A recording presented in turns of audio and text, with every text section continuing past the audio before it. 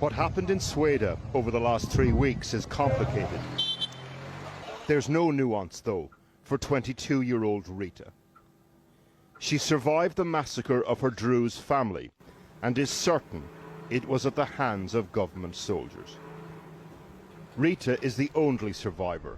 The Syrian Ministry of Defense declined to comment, so we only have her voice.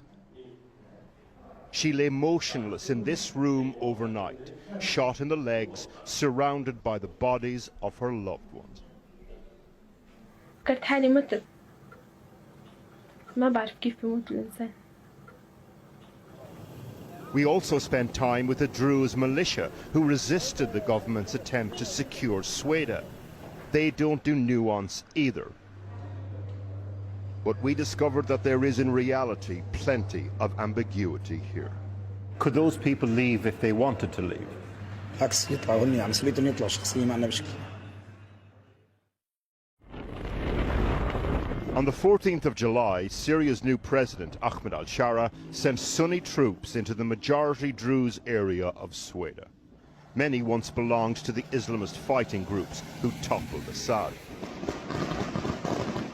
The stated aim in Suwayda put a stop to the violence that had erupted between Sunni Bedouin tribes and Druze fighters. But we have documented multiple accounts of sectarian massacres by Syrian government forces. There are also accounts of atrocities by Druze fighters, but when it comes to civilian deaths, it was the Druze who bore the brunt of the horror.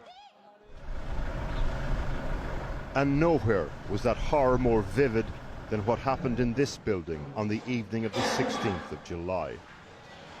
12 people were murdered here. Their relatives are cleaning up the blood and the bullets.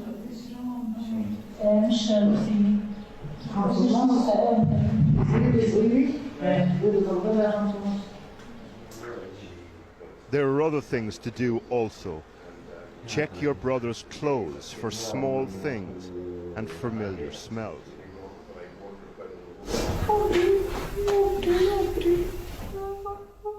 And you need to hold your living loved ones close. That is what relatives are doing for the young university student who survived the mass killing. Her uncle is bringing us to meet her. We travelled through the streets of Suwayda, past the queues for food, the fraught wait for limited fuel, and then to the relative's house, where Rita is being cared for. She agreed to be interviewed, but is too afraid to have her face shown on camera. She recounts what happened that night back at her grandfather's house, when they opened the door to 3 soldiers. بس فاتوا صار يضربوا خالتي بالبارودة على ظهره. She says the soldiers who came into the house wore military uniforms, spoke with an Idlib accent. In other words, weren't Bedouin fighters, they were government-aligned forces. صاروا يفتشونا نحنا ما معنا سلاح. بابا ما بيحب السلاح. But not finding evidence of Druze militancy wasn't enough for these soldiers. Just being Druze and not being their kind of Muslim was. سألنا نحنا بس هيك أنا كنت يعني بهيك الترتيبها فهني قال هذا مو لبس مو شي بنلبس هني يمكن كانوا عم بيسألوا عن بدهم الحجاب بس صاروا يضحكوا ويقولوا نحنا السنة جيناكن. أنا أول ما فت على غرفة شفت المكتوب على الحيط أول الباب هيك لا إله إلا الله. They put the men in one room and the women in another. Then they opened fire. Rita's grandmother was in front of her. She was killed along with Rita's mother, 2 brothers, father, grandfather. 6 other relatives also died. Rita witnessed what happened and how the soldiers saw it as sport. بس صاروا يعطوا لبعضهم يضحكوا بس يشوفونا كيف ميتين After the killing spree, Rita heard the soldiers move to the kitchen. سكروا الباب وطلعوا صاروا ياكلوا برا. سمعت صوتنا بياكلوا. This is a family photo taken by Rita recently. The men having dinner in the room next door had just killed every person you can see in this picture and one other. Rita spent that night in the room with the bodies of her family, too afraid to move and bleeding from her gunshot wounds. She didn't know it at the time, but hours later, while she was still lying there, government soldiers started withdrawing from her neighborhood and from Suwayda. Prompted by Israeli military interventions in support of the Druze and an agreement between Damascus and some of the Druze factions.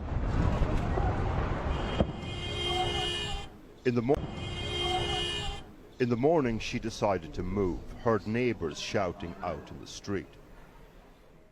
الصبح سمعت صوت ناس عم تصيح من أهل سويدا، كانوا بيقولوا إنه في حدا بالحارة، بعد طلعوا هن قاتلين كل حارة. Rita slowly made her way out of the building. These are her footprints. Her trust in the new Syrian state left for dead in the rooms behind her, along with those she loved. كيف بدي أعيش مع أشخاص مثلي مثلن، بس هني ما بيهمن غير طائفتن. احنا كنا بأرضنا، احنا كنا ببيتنا، احنا ما كنا عم نقاتل حدا. بابا ما كان عم بيقاتل حدا، بابا ما كان عم بيقاتل حدا.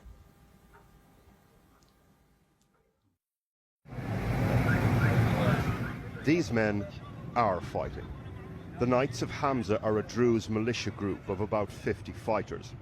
They've commandeered a hotel in Suwayda, comes complete with a wedding venue, and inside several Sunni families. The militia say they're holding them for their own protection, with sectarian tension running so high in Suwayda. But the line between refuge and detention is blurred. When not leading a Druze militia, the commander, Yaman Sayyid, runs a car dealership. Could those people leave if they wanted to leave? عكس يطلعوا هن مسؤوليتهم يطلعوا شخصيا ما عندنا مشكلة. The day after, these Sunni families were handed over to the Syrian Arab Red Crescent as part of an exchange for Druze hostages. We also have other questions for the commander. Where did you get the money to buy all these guns? هلا ما اشترينا السلاح، أنا السلاح اللي كان بسويدا ظل بسويدا. سلاح القطع العسكرية اللي كان بسويدا ظل بسويدا. What about direct support from the Israeli state? أما لا دعم خارجي، لا تمويل خارجي، لا شيء. كله من تعبنا ومن حرمالنا.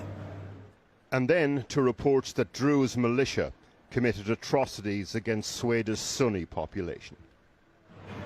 ليش نحن ارتكبنا فيهم جرائم؟ شو السبب؟ طب حلو ارتكبنا فيهم جرائم، مو هيك الصيطه والعيطه انه نحن ارتكبنا فيهم جرائم، طب ليش على دور النظام الجديد، على دور التحرير وجاهز نرتكب فيه جرائم؟ طب ليش قبل النظام قبل التحرير ما قدرنا نرتكب فيه جرائم؟ هذا السؤال، ليش؟ شو السبب؟ There's a complicated ecosystem of Druze militia in Suwayda, but the events of the last 3 weeks have meant more and more align with the controversial Druze Sheikh Hikmat al-Hajri, including this one. In other words, what's happened in Suwayda has supercharged anti-Damascus militancy. The commander then insisted we interview this 18-year-old government-aligned fighter who they'd taken prisoner during the fighting. Interviewing POWs under duress is highly problematic, so we've decided not to broadcast it. But his captors had gone through his phone and found this video. It's filmed by the 18-year-old himself, his face covered, and shows him with others en route to Suwayda. They make clear what they're intending to do: humiliate and kill Druze. We understand that this fighter is with a Turkish-backed militia, the SNA, which is now formally part of the Syrian army. The date is also significant. It was filmed on the 18th of July, after government forces were ordered to withdraw from Suwayda. The group he's with didn't get those orders, or didn't listen to them, or knew they could afford to ignore them. شو بدي واجه؟ طب دولتي ما حمتني بشو بدي بحمي حالي يعني بدي احمي بيتي بدي احمي عرضي بدي احمي اولادي. بدم سوريا سوريا حرام بالنهاية. يعني ما خلوا فيها حرام. What happened in Suwayda could alter Syria's future in a profound way. Other groups will have watched and learned from the government's failed attempt to establish control here. It has forever changed Rita's path forward. Her family gone, and the dream of a new Syria betrayed. خسرت أهلي ما ظل شيء، حتى بيوت ما ظل عندنا، حتى بيتي ما ظل. أنا إذا بدي أرجع ما في شيء من ريحته، ما ظل عندي شيء.